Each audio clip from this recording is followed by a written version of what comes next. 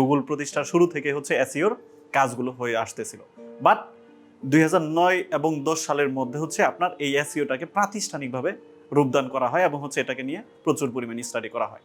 আমি যদি আরো একটু ডিটেলস আকারে বলি বা আরো ক্লোজিং পয়েন্ট নিয়ে বলি, সেটা হচ্ছে আমরা এসইওর এগেনিস্টে।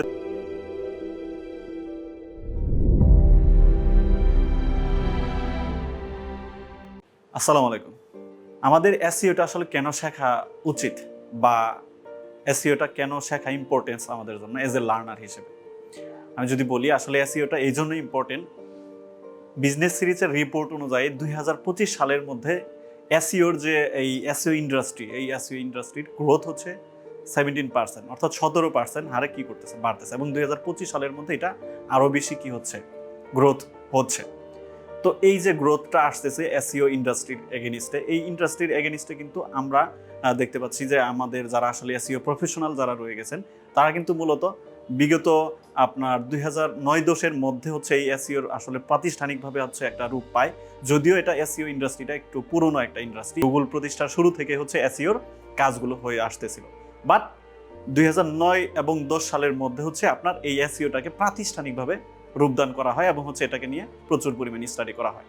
আমি যদি আরো একটু ডিটেলস আকারে বলি বা আরো ক্লোজিং পয়েন্ট নিয়ে বলি, সেটা হচ্ছে আমরা এসইওর এগেনিস্টে এজ এ লার্নার হিসেবে আপনি এখান থেকে এজ এ ইয়ারলি বা অ্যানুয়াল অথবা ইয়ারলি হচ্ছে আপনি এখান থেকে $30,000-40,000 আপনি কি করতে পারতেছেন, কাজ করতে পারতেছেন এজ এ ফ্রিল্যান্সার হিসেবে অথবা as a local market প্লেসগুলোতে।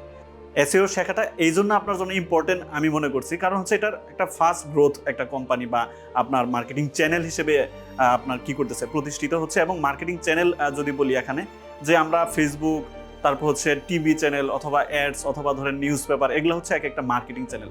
So এই এসইওটা যে মার্কেটিং চ্যানেল হিসেবে এই সময়টাতে এত বেশি আপনার নজর কাড়বে এবং হচ্ছে যারা মার্কেটিং নিয়ে কাজ করতেছে তাদের মধ্যে এত বেশি লুক্রেটিভ হিসেবে কি করবে, কাজ করবে, এটা কিন্তু আমরা প্রতিনিয়ত দেখতে পাচ্ছি। অ্যাজ ইউজুয়াল গুগলে কিন্তু ওয়েব মাস্টারে এসইও নিয়ে বিগত সময় কোনো ধরনের গাইডলাইন ছিল না, বাট ইদানিং হচ্ছে গুগল এই এসইওর উপরে গাইডলাইন হিসেবে দেখা যাচ্ছে যে আমাদের search console, Google keyword research, তারপর হচ্ছে আপনার অ্যানালাইটিক্স, এগুলো কিন্তু আরো ইন্ডিভিজুয়াল কি করতেছে, তাদের গুগল এডের পাশাপাশি প্রত্যেকটা প্রতিষ্ঠানকে কিন্তু তারা সাজেস্ট করতেছে আপনারা কি করেন, এসইওর এগেনিস্টে কাজ করেন। সো এই যে কাজের ক্ষেত্র বাড়তেছে এবং দিনকে দিন সময়, এবং হচ্ছে এই জন্য আমি বলবো যে এজ এ লার্নার হিসেবে আপনার কি করা উচিত, এসইওটা শেখা উচিত আপনার কেরিয়ার গ্রোথের জন্য। সেকেন্ড যে ইম্পর্টেন্সটার কথা আমি বলবো, সেকেন্ড ইম্পর্টেন্স হচ্ছে আমরা এসইওটা কেন শিখবো। সেকেন্ড ইম্পর্টেন্ট হচ্ছে এসইও হচ্ছে হাইলি রিমোট স্কিলের মধ্যে হচ্ছে আপনার এসইওর ডিমান্ড অনেক বেশি, কেননা এসইওর মাধ্যমে হচ্ছে মূলত আমরা হাইলি রিমোটলি জব করতে পারি। থার্ড যে ওয়েটা, সেটা হচ্ছে আমি মূলত বলবো এসইওটা হচ্ছে আসলে মূলত একটা টেকনিক্যাল একটা ওয়ার্ক। ধরেন আপনার কোনো একটা বিজনেস রয়েছে, সেই বিজনেসের এগেনিস্টে আপনি আপনার ব্যানার ডিজাইনটা কীভাবে হবে, ব্যানার ডিজাইন বা একটা পোস্টার ডিজাইনের মধ্যে আপনার পিকচারটা কী কোয়ালিটি থাকবে, তারপর হচ্ছে আপনার ব্যাকগ্রাউন্ডটা আসলে কী থাকবে। তো এই যে ক্রিয়েটিভ যে ওয়ার্কগুলো, এই ক্রিয়েটিভ ওয়ার্কগুলো হচ্ছে মূলত আপনার এই এসইও ইন্ডাস্ট্রিতে খুব কম দরকার পড়বে, এবং হচ্ছে যেহেতু এটার ব্যাকগ্রাউন্ডে কিছু ক্রিয়েটিভ ওয়ার্ক রয়ে গেছে, সো ওই লেভেলের হচ্ছে ক্রিয়েটিভ ওয়ার্কটা আমার এসইও ইন্ডাস্ট্রিতে প্রয়োজন পড়বে না। এটা হচ্ছে টোটালি টেকনিক্যাল ওয়ার্ক।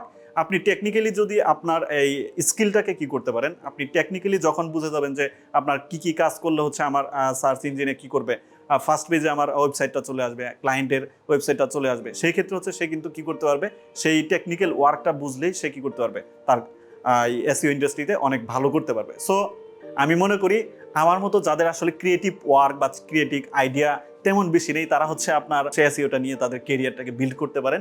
ওভারঅল এসইওর ইম্পর্টেন্স ইজ এ কেরিয়ার গ্রোথের জন্য অনেক বেশি গুরুত্বপূর্ণ।